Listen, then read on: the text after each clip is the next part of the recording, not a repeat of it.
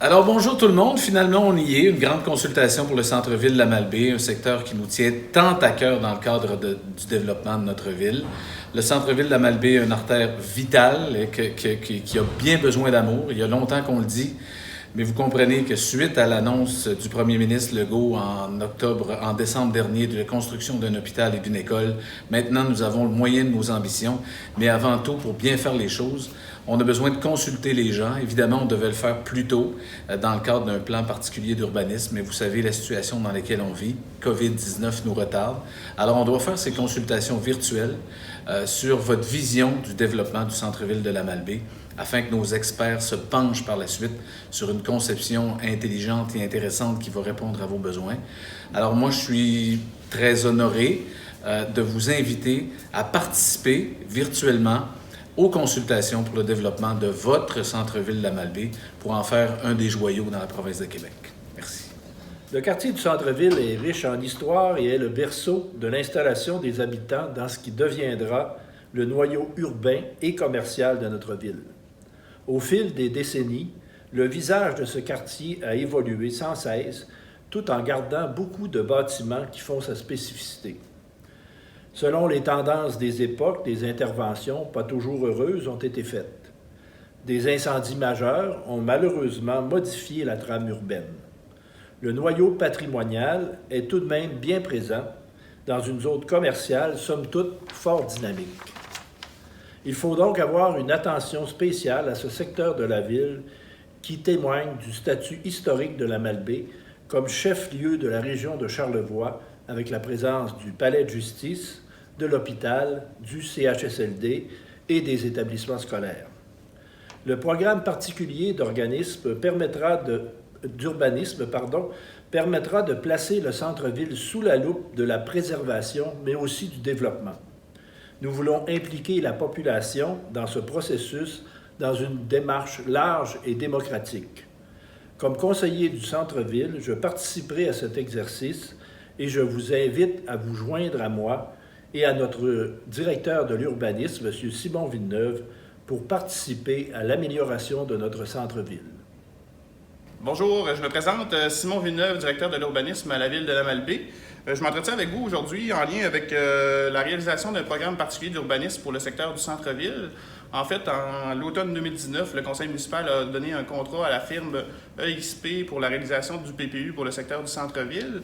À ce jour, plusieurs éléments du mandat ont été réalisés, notamment l'analyse et le diagnostic du secteur et les principaux constats de celui-ci. En mars dernier, nous avions prévu faire une consultation publique pour valider certains enjeux et objectifs d'aménagement, de même que la vision du centre-ville à long terme. Malheureusement, avec la COVID-19, nous avons dû annuler la consultation et depuis ce temps, nous avons mis le projet sur la glace.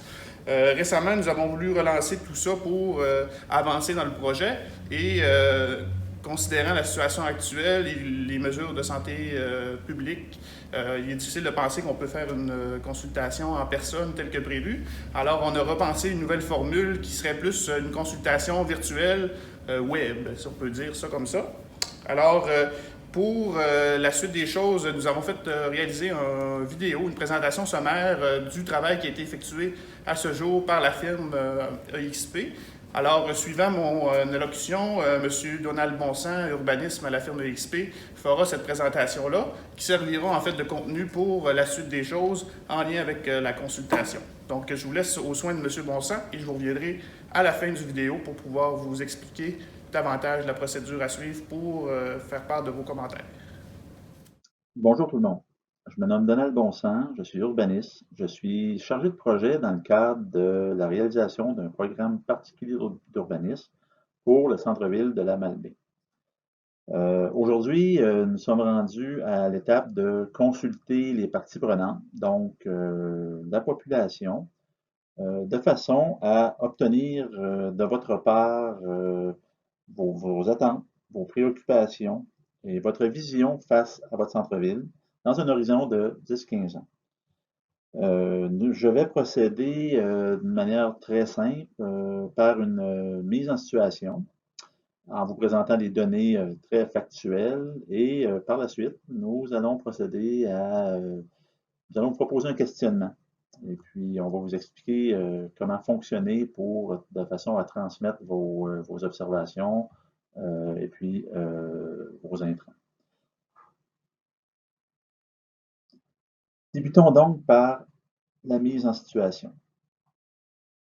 Au niveau de la mise en situation, il va y avoir deux éléments. Premièrement, le mandat qui nous a été confié et deuxièmement, l'approche méthodologique dans laquelle on se retrouve. Au niveau du mandat, je tiens à préciser tout d'abord que le programme particulier d'urbanisme, qu'on appelle un PPU, est un outil de concertation et d'action. C'est-à-dire qu'à l'intérieur du programme particulier d'urbanisme, il est possible pour les municipalités, les villes, de prévoir des actions et de se servir de certains pouvoirs que permet la loi sur l'aménagement et l'urbanisme de façon à assurer sa mise en œuvre. Donc, on parle d'un plan d'action pour la consolidation future de ce secteur, donc du centre-ville, qui va être représenté par une planification détaillée de la vocation et de l'aménagement du centre-ville à court, moyen et long terme. Les programmes particuliers d'urbanisme sont accompagnés de ce qu'on appelle un programme d'intervention physique et réglementaire. Physique, ce sont les interventions que vous êtes à même de constater sur le terrain. Et réglementaire, c'est l'encadrement du domaine privé, donc des commerces de part et d'autre, des habitations de part et d'autre, de façon à s'assurer qu'on rencontre nos orientations et les objectifs qui sont mis de l'avant dans le cadre d'un PPI.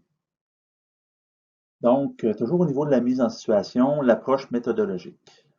Comment on s'y prend pour réaliser un travail de ce genre, donc l'élaboration d'un PPI. Premièrement, nous avons réalisé un inventaire, une analyse préliminaire du secteur d'intervention. On va y revenir un petit peu plus tard pour vous présenter quel est le secteur d'intervention en question. Par la suite, nous avons réalisé un diagnostic, un constat des différents éléments qui composent le secteur d'intervention du PPI. Donc ça, nous, c'est notre lecture à titre de consultant qu'on partage avec le comité technique de la municipalité. Donc, ce qu'il faut comprendre jusqu'à ce moment-ci, c'est qu'il n'y a rien qui a été élaboré, il n'y a aucune intervention qui a été préconisée. Nous sommes toujours à l'étude du dossier, donc à la prise de données de renseignement.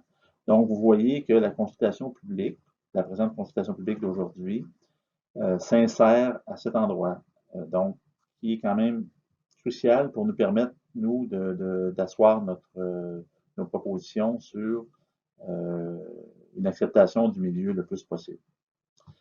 Donc, après l'étape d'aujourd'hui, l'identification de la vision, des enjeux et des objectifs d'aménagement. Donc, on va positionner les différents éléments à l'intérieur d'une vision. Donc, vers où, qu'est-ce qu'on veut faire pour notre centre-ville pour les 10-15 prochaines années. Par la suite, élaboration de concepts et définition des interventions d'aménagement. Donc, là, nous allons tomber plus dans le concret pour tout le monde.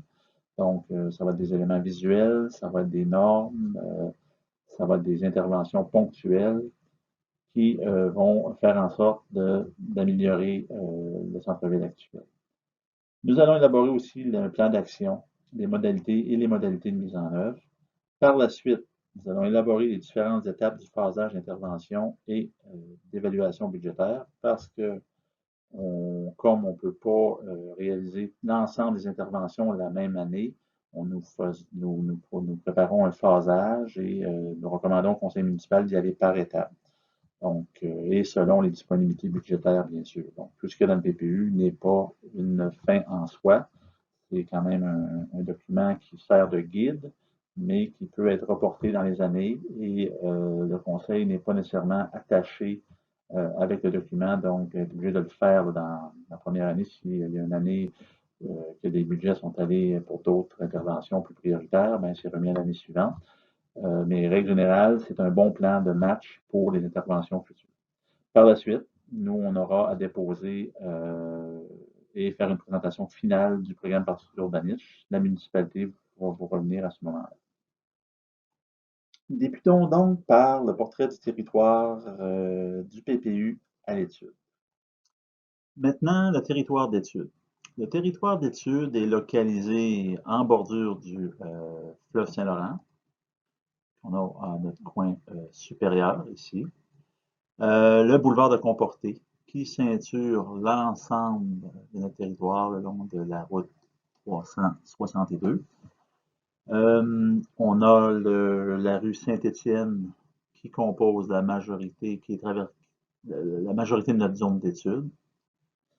Nous avons la rue Sainte-Catherine qui est ici, la rue Doucet qui est là, et le boulevard King qui est du côté sud. Ici. Pas très bon à dessin comme vous voyez. Le territoire d'études est composé en fait de 3 zones, divisées comme en 2 secteurs. Le premier secteur est ce qu'on appelle le secteur de concentration des interventions.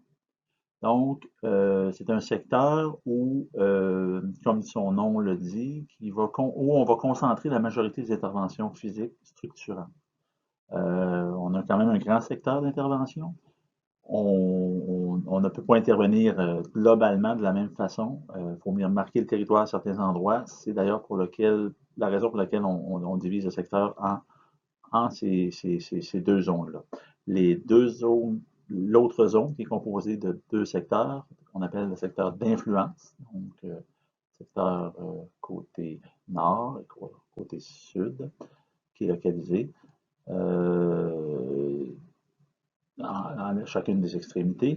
C'est évident que ces secteurs-là ne seront pas laissés pour compte. Donc, c'est des secteurs, par exemple, qui vont engendrer l'influence sur la zone centrale, qui est le secteur de concentration. Mais les interventions vont être plus de nature réglementaire, plus de nature linéaire, où on pourra les présenter lorsque ça sera opportun. Chose certaine, toute cette ségrégation-là d'espace a pour but de permettre au conseil municipal, à la municipalité, à la ville, de faire une certaine priorisation au niveau de ces interventions.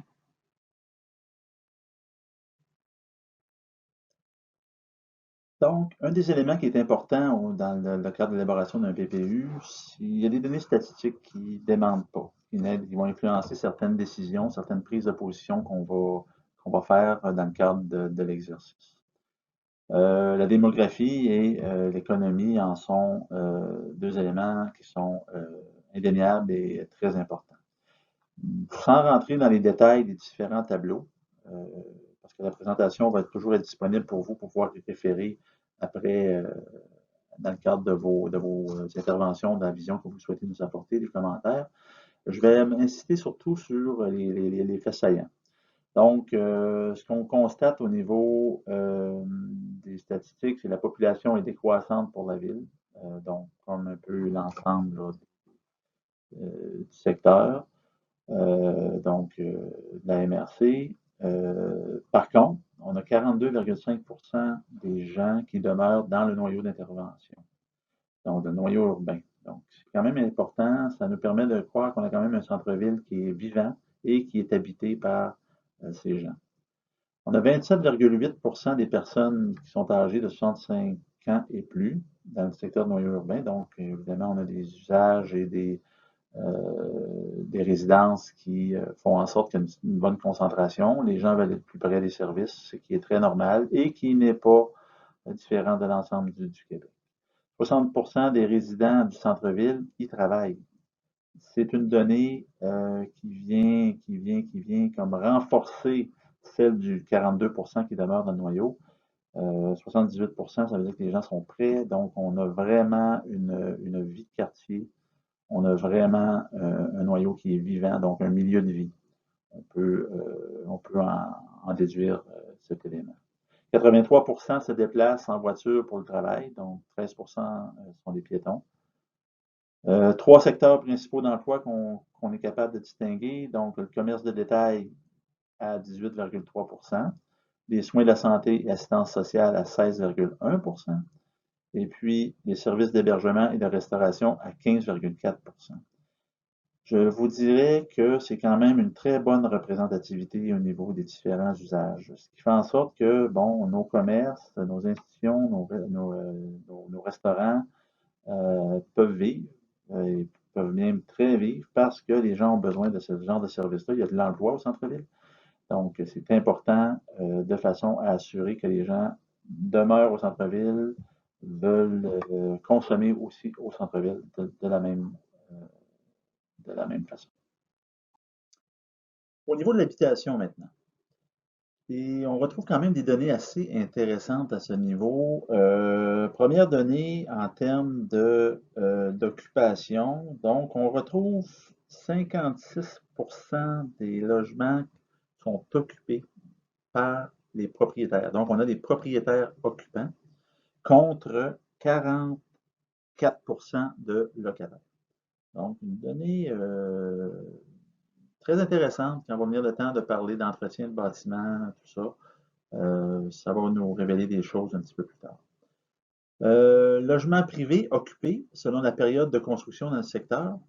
Donc, on est à même de constater que la majorité des logements construction ont été réalisés avant 1960. Donc, il y a eu une grande période d'occupation. On peut même dire aussi que jusqu'à 1980, jusqu'à temps qu'il y ait eu un déclin jusqu'en 90, c'est la majeure partie du territoire d'intervention a quand même été développée à ce moment-là. C'est sûr que quand on regarde à partir des années 2000 jusqu'à 2016, les données qu'on avait en notre possession, on s'aperçoit qu'il n'y a pas eu de grande construction, de grande période de construction. C'est normal. Le territoire étant occupé, le territoire était développé. On est devenu comme avec un noyau villageois à maturité, comme je pourrais m'exprimer. Le deuxième élément du centre, l'évolution du développement du territoire selon les dates de construction des bâtiments.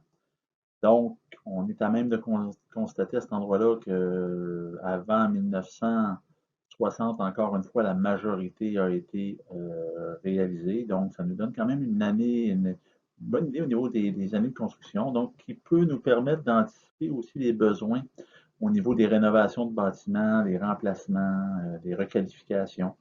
Le parc immobilier vieillit, vieillit pas tout le temps bien, évolue pas tout le temps bien, mais il y a quand même des bons coups.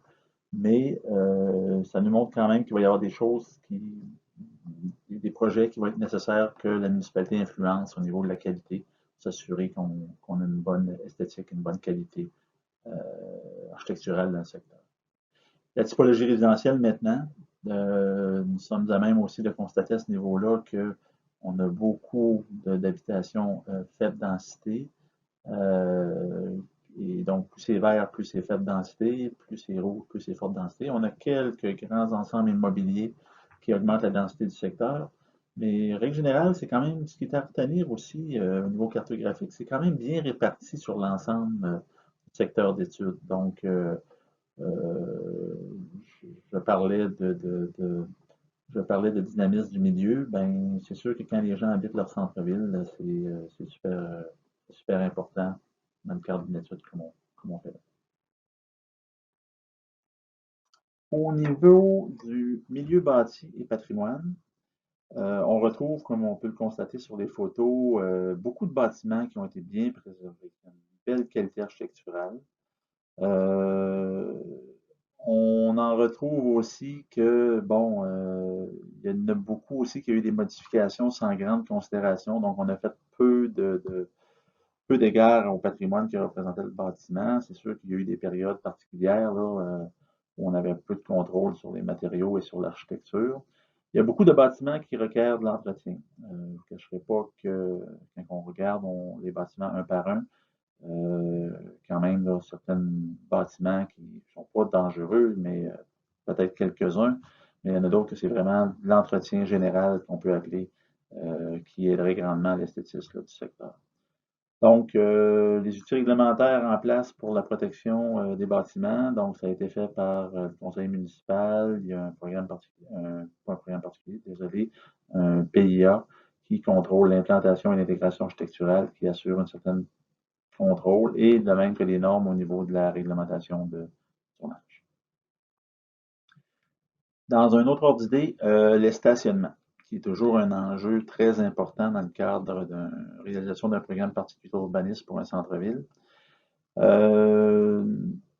Selon les études qui ont été réalisées par d'autres firmes, nous sommes à même d'affirmer aujourd'hui qu'il n'y a pas de manque de places de stationnement au centre-ville. Désolé pour ceux qui croient qu'il y en avait.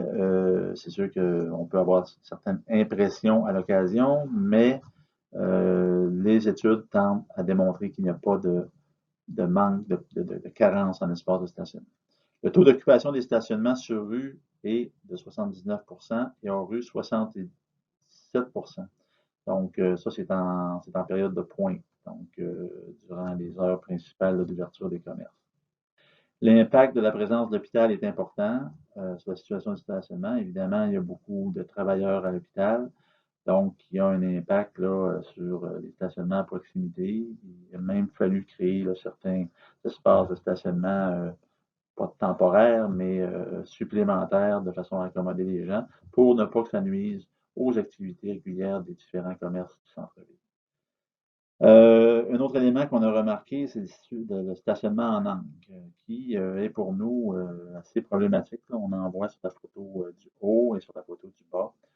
On voit ça de moins en moins au Québec. Donc, on a tendance à utiliser le stationnement en parallèle là, ou à 90 degrés.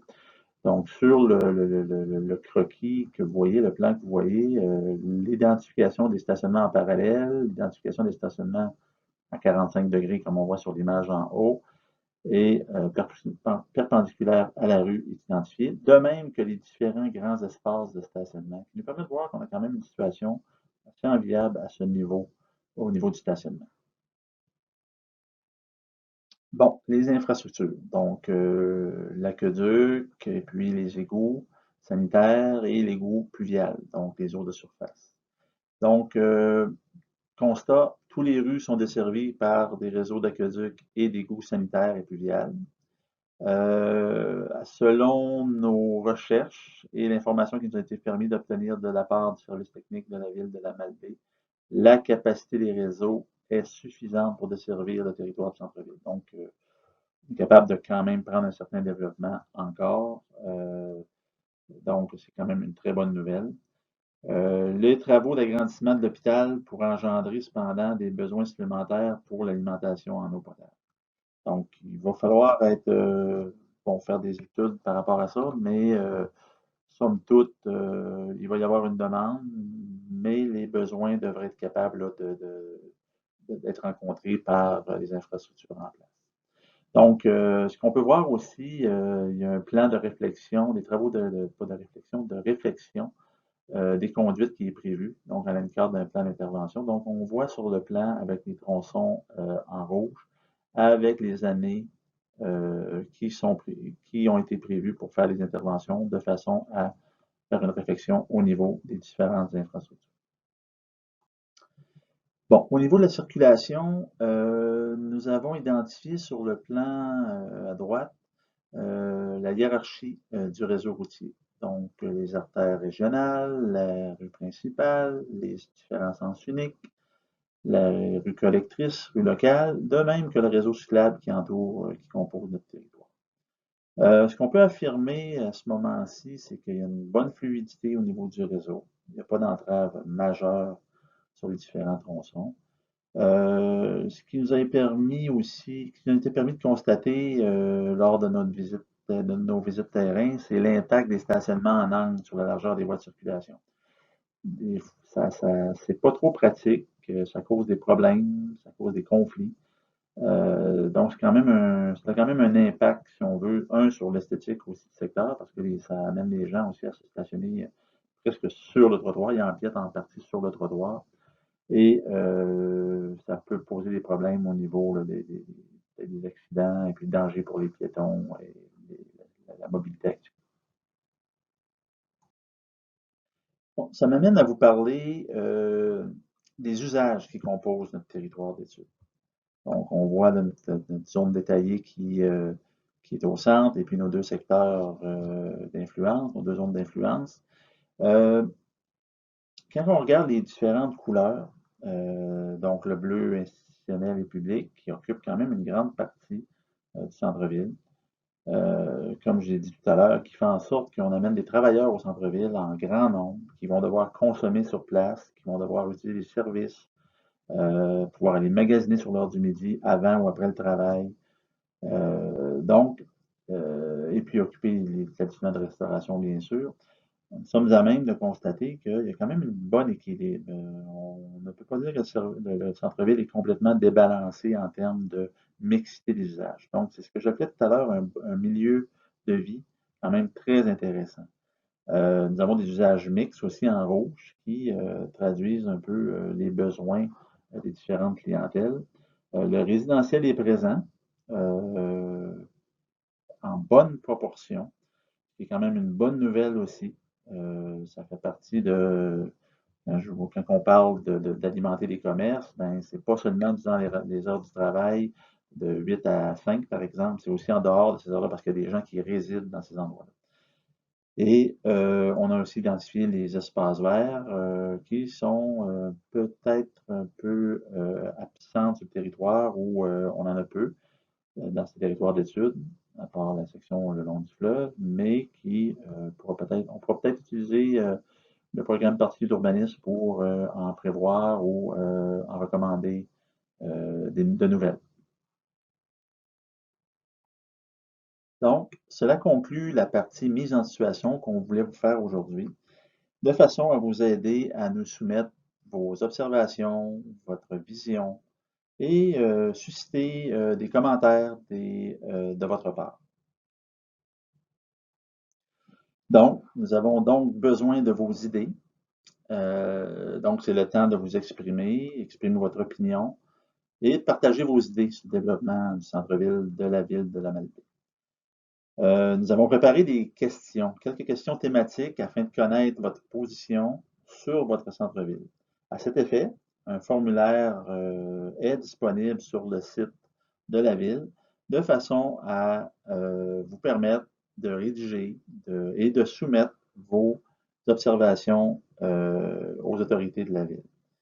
Dans les prochaines diapositives, il sera question des différents thèmes. Il sera question de différents thèmes qu'on met de l'avant pour vous permettre d'orienter vos commentaires et de nous permettre aussi de synthétiser le tout par la suite. Il va y avoir une période de consultation.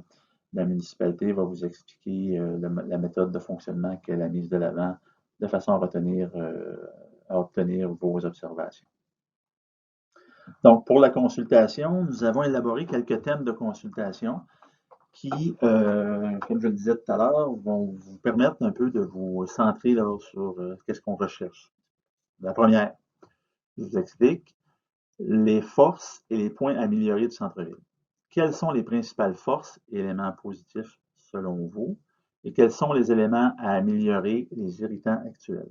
Je tiens à vous préciser qu'il n'y a pas de bonne, il n'y a pas de mauvaise réponse. Nous voulons votre opinion spontanée, honnête.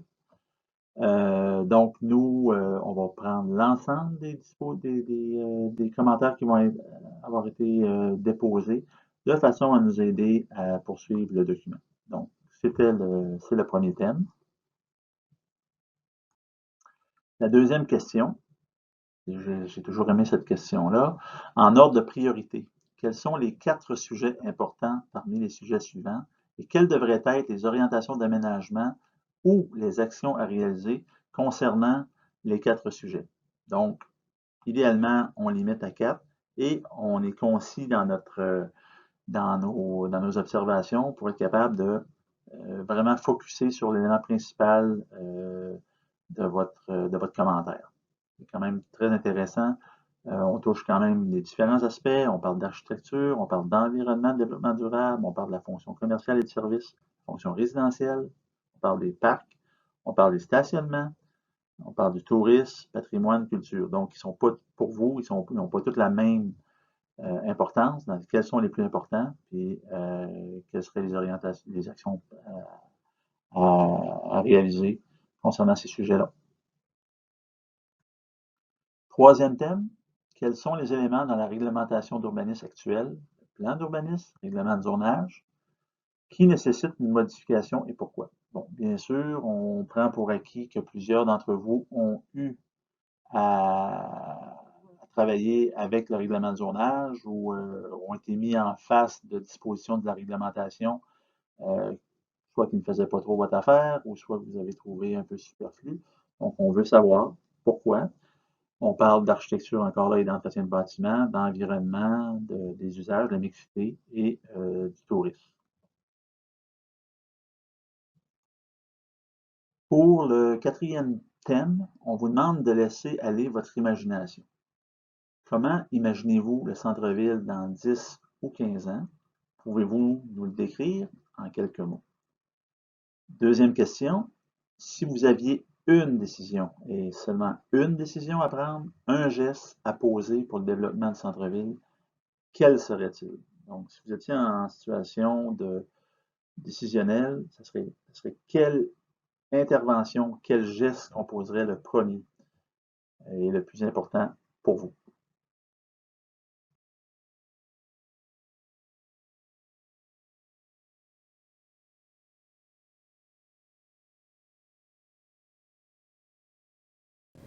En terminant, on invite la population à participer en grand nombre en faisant part de leurs commentaires en allant sur le site internet de la ville de la Malbaie à l'adresse apparaissant au bas de l'écran. En fait, on donne jusqu'au 30 octobre 16h pour que les gens puissent répondre dans l'onglet prévu sur le site internet. On va mettre un formulaire à compléter avec quelques questions ou orientation, dans le fond, pour obtenir vos commentaires. Si jamais il y avait des questions particulières en lien avec le PPU pour le centre-ville, je vous invite à me contacter, Simon Villeneuve, soit par courriel à simon.villeneuve@ville.lamalbaie.qc.ca ou par téléphone au 418-665-3747, poste 5204. On tient à vous remercier pour le temps que vous aurez accordé à la démarche. Et pour la suite du PPU et les résultats de la consultation, nous allons tenir la population informée dans les prochaines semaines. Merci.